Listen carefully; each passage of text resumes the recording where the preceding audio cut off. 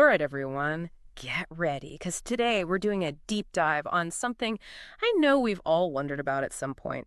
Health myths. You know those health tips and factoids that seem to be everywhere, like stuff you swear by or maybe stuff you hear from your family? Well, we asked you guys to send in some of those things you've always heard, and we're going to see what the science actually says. Yeah, it's amazing how these health myths just seem to stick around. But when we learn the real deal, it can totally change how we think about our health. For sure. And real quick before we get started, remember, this is just for information, not medical advice. Always talk to your doctor or a health professional for anything specific, okay? All right, let's kick things off with a big one. I'm talking about the infamous 8 glasses of water a day rule. I gotta admit, I used to totally believe that one. Did you grow up hearing that one too? Oh, yeah, it's definitely one of those things everyone's heard. But what's interesting is it's not really about hitting some magic number of glasses. What really matters is realizing that everyone's hydration needs are different.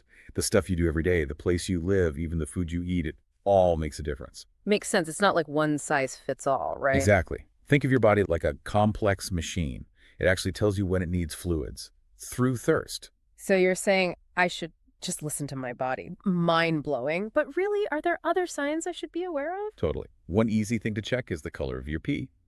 If it's a light yellow color, chances are you're good on hydration. Okay, that's actually a super useful tip. I'm going to remember that one.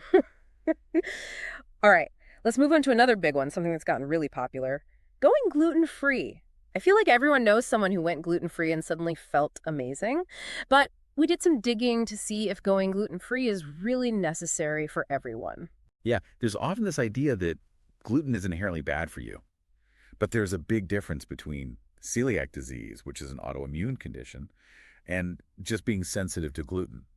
Sensitivity might make you feel a little off, but it doesn't mean your immune system is attacking your body like with celiac. And get this.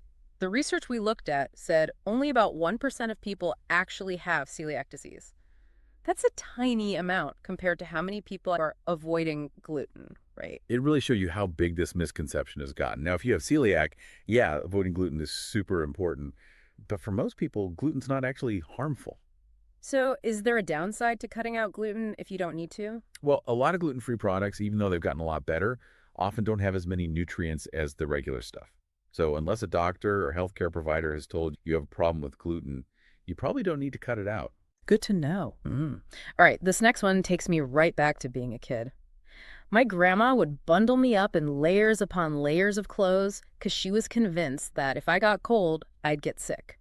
Honestly, even back then, I wasn't so sure about that one.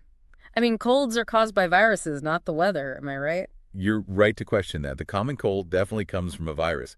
But the interesting thing is, the research does show that cold weather can kind of play a part, even if it's not directly causing it. Okay, now I gotta know, how does that work? Think about it. When it's freezing outside, what do most people do? Stay inside, maybe with a bunch of other people, right? And being close to other people, especially indoors, is like the perfect scenario for spreading viruses. Ah, so it's not the cold itself, but more about being stuck inside where the germs are. That makes sense. Yep. And you know what the research actually points to as the bigger culprits? Less humidity and more time spent indoors. Those seem to be the real issues when it comes to getting those winter colds. So it's not about turning into an ice cube. It's more about remembering those germs can spread more easily when we're all huddled up inside. Makes sense. Okay, next up is a myth that I am so ready to debunk. The whole 8 hours of sleep thing, I feel like I am always chasing after those 8 hours. What did the research say about that one? Yeah, we've all felt the pressure of that magic number. But the interesting thing is, when it comes to sleep, the research actually focuses on quality over quantity. It's not just about being in bed for a certain number of hours, it's about getting good quality, restful sleep. Okay, so how do I even know if I'm getting that good quality sleep? Honestly, the best thing to do is just pay attention to your body. If you wake up feeling refreshed and energized, you're probably getting enough sleep. The research actually shows that how much sleep people need can vary quite a bit. Most adults need somewhere between 7 and 9 hours, but some people are good with 6 and some people need closer to 10.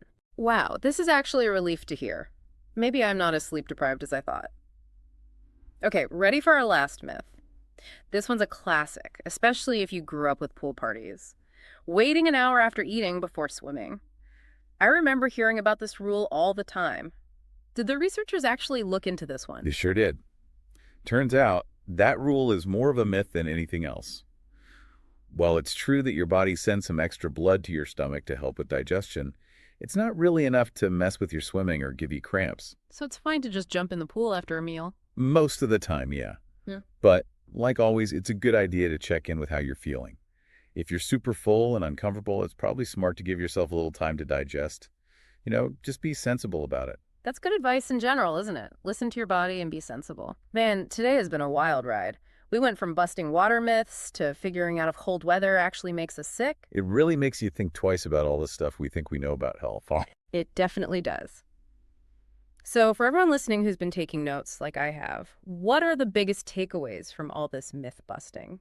I'd say the most important thing is to really be careful about the information you come across.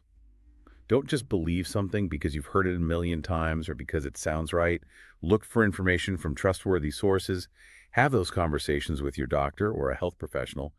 And don't be afraid to question what you think you know. It's like we talked about before, using common sense can really go a long way. Sometimes just because something seems logical or familiar doesn't actually make it true. Exactly.